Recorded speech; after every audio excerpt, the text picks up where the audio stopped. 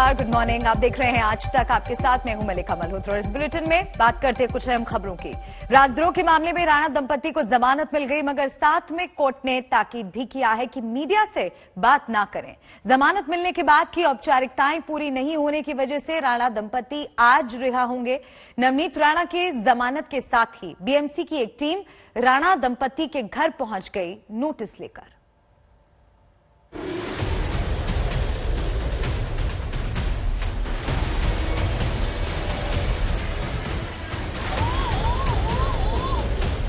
आपकी स्क्रीन पर दो तस्वीरें हैं।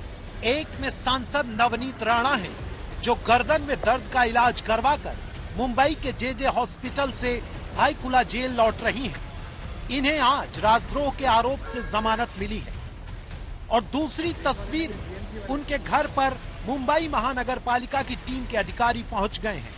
कयास लगाए जा रहे हैं कि अब उनके घर पर बीएमसी के बुलडोजर की गुंजाइश तलाशी जा रही है।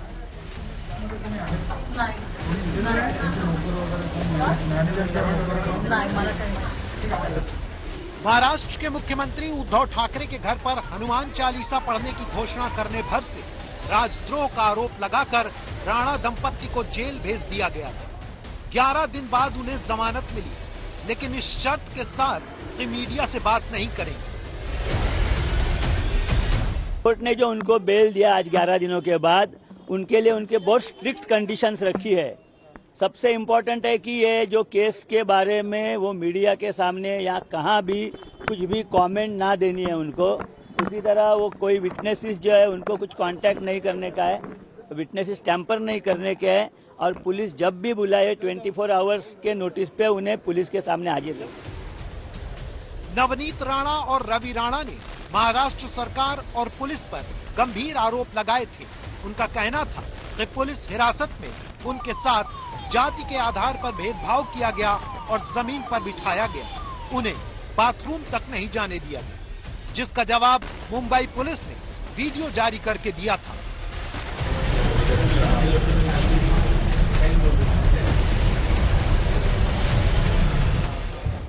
सरकार और राणा दंपति दोनों के बुलडोजर सींग लड़ा रहे हैं। अभी उनको जमानत ही मिली थी कि घर के बाहर एक और सरकारी मुसीबत की नोटिस चिपका दी गई, जो बुलडोजर की ओर जाती दिख रही है। यानी उनके मुंबई वाले घर में अवैध निर्माण की तलाश करेगी मुंबई महानगर पालिका की टीम।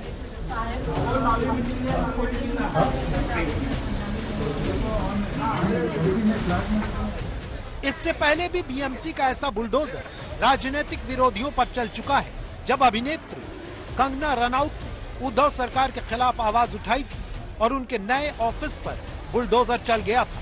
हालांकि बाद में अदालत ने इसे गलत बताते हुए हर्जाना देने का आदेश दिया था।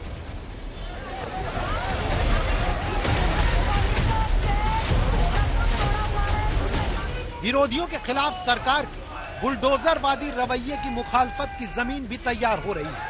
अमरावती में रवि और नवनीत के समर्थकों ने जमानत मिलते ही हुंकार भरनी शुरू कर दी।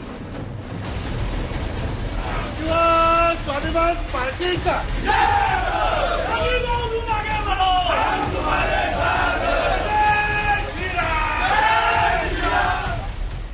हालांकि राणा दंपति को जमानत मिलने से उनके घर वाले फिलहाल खुश हैं।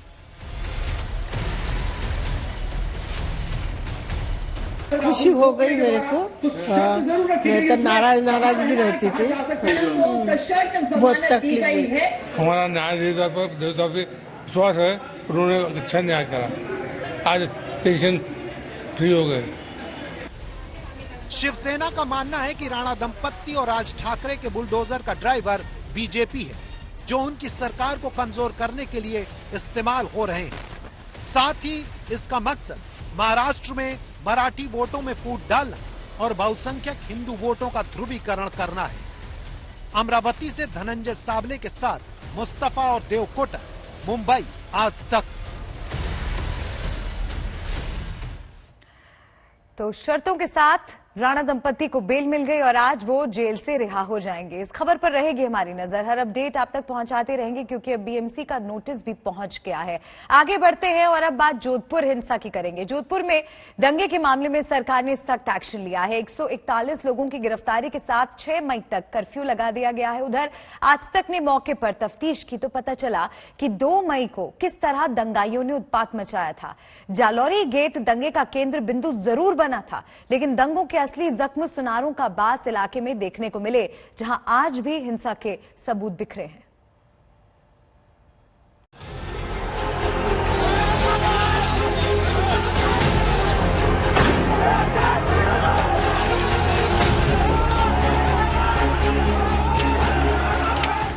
सारा हमने देखा है। पूरा जो तलवारें चल रही थी पूरा देखा सीन 11 बजे से चालू हुआ। डर लग रहा? बहुत डर लग रहा है। इतना डर गए कभी देखा ही नहीं। 7 सालों से या कह रहे कि घर में रह रहे, कभी नहीं देखा। गजब डर गए थे, बहुत तेज से, बहुत सब कांपने लग गई। ऐसी हालत कभी नहीं हुई। मैं अपने घर में बैठा टीवी देख रहा था, बाहर हो हल्ले की आवाज आई तो खिड़की में आके देखा करीब 200-250 बंदे थे, हाथ में नंगी तलवारें, सरिये, लाठियां, बोतलें और पत्थर और लेके चिल्ला रहे थे, जोर से गालियां बोल रहे थे, गाड़ियों पे वार कर रहे थे, पत्थर फेंक रहे थे। उसी दौरान एक पत्थर मेरा सिर में भी लगा। पुलिस को बात में प्रशासन बहुत लेट है और हम तो ये चाहते हैं कि इस तरह के दंगे सोच समझ के किए गए और लग रहा है सोची हुई समझ के किए। ये साजिश ही है, बाहर से लोग आए यहाँ पर। इस गली के हर छोर पर आप पुलिस बल की मौजूदगी देखेंगे। आपको यहाँ पर राजस्थान की जो आर्म कांस्टेबुलरी है, आरएसी के जवान आपको हर जगह पर तैनात नजर आ जाएंगे। आपको जोधपुर अब प्रशासन जो है वो पूरी तरीके से सख्त तो हो गया है।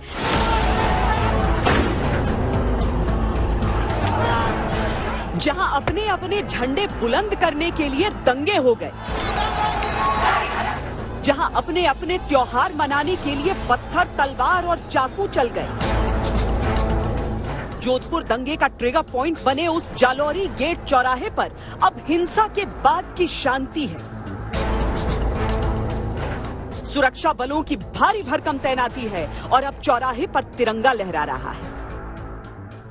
स्वतंत्रता सेनानी बाल मुकुंद बिस्सा, ये चौराहा और इस मूर्ति पर लगने वाला धार्मिक ध्वज अभी यहां तिरंगा लहरा रहा है और शान से लहरा रहा है, क्योंकि ये एक ऐसा ध्वज है जो संपूर्ण देश को स्वीकार है। लेकिन यहां पर एक धार्मिक ध्वज को लेकर शुरुआत हुई सांप्रदायिक टकराव की और यहां से वो टकराव निकलकर यहां की गलियों गलियों तक भीतर पहुंचा। सवाल यहां की सरकार और प्रशासन पर यह उठा कि जब पहला दंगा हो चुका था उसके बाद भी यहां पर आखिर कर्फ्यू क्यों नहीं लगाया गया? क्यों ऐसा हुआ कि यहां पर शुरू हुआ टकराव गलियों के भीतर दंगों की शक्ल में, लहराते हुए तलवारों के साथ, फेंकते हुए पत्थरों के साथ, टूटती हुई बोतलों के साथ लोगों के सामने चलता रहा? क्यों ऐसा हुआ कि शुरुआती शिकायतों के बावजूद इस पर नियंत्रण नहीं किया गया? ये कुछ ऐसे अनसुलझे सवाल हैं जो जोधपुर से निकल रहे हैं। सोमवार शाम को जालौरी गेट इलाके से ही दंगे की शुरुआत हुई थी, जिसकी लपटें मंगलवार को चौराहे से फैलते फैलते आसपास के मोहल्लों में पहुंच गई। मंगलवार को उपद्रवी भीड़ झुंड बनकर जालौरी गेट से सुनारों का बास इलाके में पहुंची। वहां ज्वेलर्स की दुकानों पर हमले हुए, पत्थरबाजी हुई, जिसकी गवाही वहां अभी भी बिखरे पत्थर दे रहे हैं। जोधपुर के लोगों ने पहले कभी ऐसा मंजर नहीं देखा और न कभी वो उस मंजर को भूल पाएंगे जब उनके घरों पर पत्थरबाजी हो रही थी, तेजाब से भरी कांच की बोतलों से हमले हो रहे थे, चाकू और नंगी तलवारें लेकर भीड़ रास्ते में आने वाली हर चीज को अपना निशाना बना रही थी। यहाँ की टूटी हुई गाड़ियां अपने आप गवाही दे रही हैं कि क्या हुआ होगा उस रोज। हालांकि अब कर्फ्यू है, लोग अपने अपने घरों पर रहने के लिए मजबूर हैं, लेकिन कई लोग यहाँ पर बाहर भी निकल कर आए हैं क्योंकि वो यहाँ पर हमें ये भी बयां करना चाहते हैं कि हुआ क्या था। अब देखिए, जो पत्थरबाजी है, अधिकतर जो सड़क पर पत्थर पड़े हुए थे टुकड़े, वो हटा दिए गए हैं। ये बताओ कि ये यहाँ पर ये जो सारी चीजें हो रही थी, तुम थी यहाँ पर? हम लोग अंदर थे क्योंकि हमारे घर में भी कुछ लोग घुस चुके थे और ये हमारी शॉप है, यहाँ पे भी बहुत सारा हुआ था, तो हम लोग बाहर नहीं आ पाए थे। बट बहुत ज्यादा तेज आवाजें आ रही थी, बहुत सारे पत्थर लोगों के जेब में थे, वो सब लोग पत्थरबाजी चल रही थी, मतलब खौफ था बिल्कुल बहुत ज्यादा। जिन लोगों को चोटें लगी हैं वो तो उससे उबर कर आ जाएंगे अपनी बस्ती में वापस रहने के लिए, लेकिन इस बस्ती के चोट का उपचार आखिर कैसे हो? श्वेता सिंह, जोधपुर, आज तक। इस बार का कांस फिल्म फेस्टिवल कई मायनों में भारत के नाम रहेगा। इस मशहूर फिल्म फेस्टिवल में पहली बार भारत को कंट्री ऑफ ऑनर का सम्मान दिया जा रहा है। इस बार यहां भारतीय कला संस्कृति की भी झलक दिखेगी।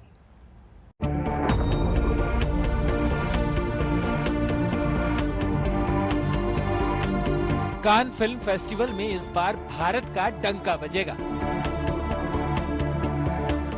इस फिल्म फेस्टिवल के इतिहास में पहली बार किसी देश को आधिकारिक सम्मान मिल रहा है और ये सम्मान भारत के नाम गया है। ये सम्मान उस समय मिल रहा है जब फ्रांस और भारत अपनी कूटनीतिक संबंधों के 75 वर्ष पूरे कर रहे हैं। दूसरी ओर ये खुशखबरी कि Bharat officially country of honour Cannes film festival में है। इसके साथ साथ जो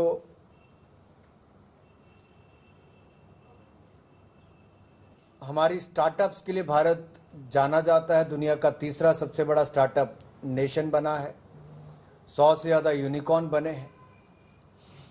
इसमें country of honour at the Cannes Next, तो कंट्री ऑफ ऑनर में कान नेक्स्ट जो उसमें भी 5 नए स्टार्टअप्स को वहां पर जाने का अवसर मिलेगा। कान फिल्म महोत्सव 75 साल का हो गया है और इस बार इस प्रतिष्ठित फेस्टिवल के वर्ल्ड प्रीमियर में आर माधवन की फिल्म रॉकेटरी को प्रदर्शित करने के लिए चुना गया है। इसे 19 मई को प्रदर्शित किया जाएगा। भारत की कोई ऐसी पिक्चर जिसका वर्ल्ड प्रीमियर करना हो, ये भी अवसर हमारे पास आया है और इसके लिए आर माधवन जी की रॉकेटरी पिक्चर को चुना गया जिसका world premiere Cannes film festival में होगा। इसके अलावा एक गोज टू कान सेक्शन, ये एक अलग कैटेगरी है जिसके अंतर्गत 5 सिलेक्टेड मूवीज को दिखाया जा सकता है। इस बार कान में भारत की संस्कृति, धरोहर, सिनेमा को वैश्विक मंच पर प्रदर्शित किया जाएगा। ऐश्वर्या पालीवाल, आज तक।